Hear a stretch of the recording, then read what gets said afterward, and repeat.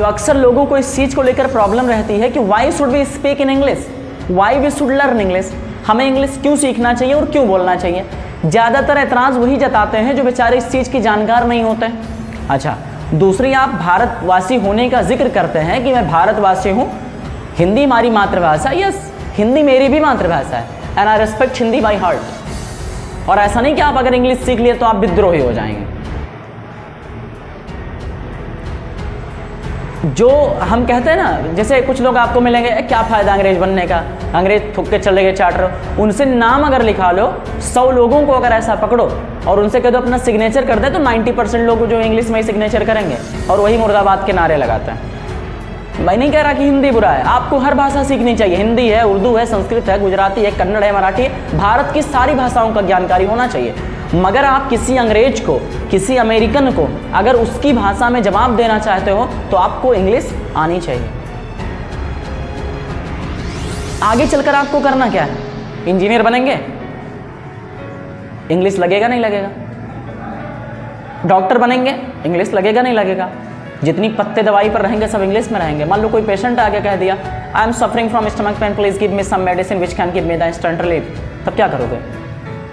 समझ में नहीं आया तो क्लास 4th का बच्चा आपके सामने बोल जाए, आप मुंह बनाए बैठो, आप आगे चलकर टीचर बने, चलो आप हिंदी के टीचर बने, कोई आपके मैनेजमेंट से अनाउंसमेंट हो रहा है, आप उसको भी नहीं समझ पा रहे हो, बच्चे आपके साथ बोल गए, आप नहीं समझ पा रहे हो। दुनिया में आप कोई भी पेशा अपना लो, इंजीनियर बनो, डॉक्टर बनो, टीचर बनो, कुछ भी, आप पॉलिटिक्स में जाओ, पॉलिटिक्स में भी देखते हो जो अच्छे भारत की जानकार, प्रधानमंत्री महोदय को ले लीजिए, अगर उनको इस भाषा की जानकारी ना होती क्या वो बोल पाते? नहीं ना। तो भाषा को सीखना वो देश के विद्रोह या देश के हित के लिए नहीं होता है, वो हमारे अपने विकास के लिए, और हमारा विकास ही देश का विकास है। बाहर आपको जाना है, किसी के साथ कंपीट करनी है, अपने आप को एक्सप्रेस करना है, आपको इस लैंग्वेज की जरूरत पड़ेगी ही पड़ेगी, और ये कोई बहुत मुश्किल लैंग्वेज नहीं है। It just need a practice and practices makes a mind perfect. लेकिन कभी भी किसी को डिमोटिवेट नहीं करना चाहिए इस चीज़ के लिए।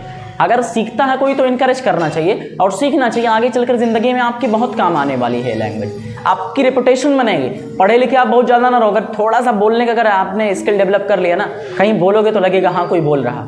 हिंदी गलत नहीं है, मैं इस बात के विरुद्ध में नहीं हूँ, हिंदी गलत नहीं, उर्दू गलत नहीं, अरबी गलत नहीं, दुनिया की जितनी भाषा है, भारत की जितनी भाषा है सब सीखो। लेकिन उसके साथ अगर 195 देश टोटल कंट्रीज में है, 52 कंट्रीज इंग्लिश का इस्तेमाल करती है, सऊदी अरब चले गए, अमेरिका चले गए, को प्यास लगी है, पानी चाहिए, मर जाओगे, वहीं कोई पानी नहीं देने वाला होगा अगर इंडियन ना मिला तो। और जस्ट आप इतना कहते water please I am thirsty, आपको वहाँ पानी मिल गया।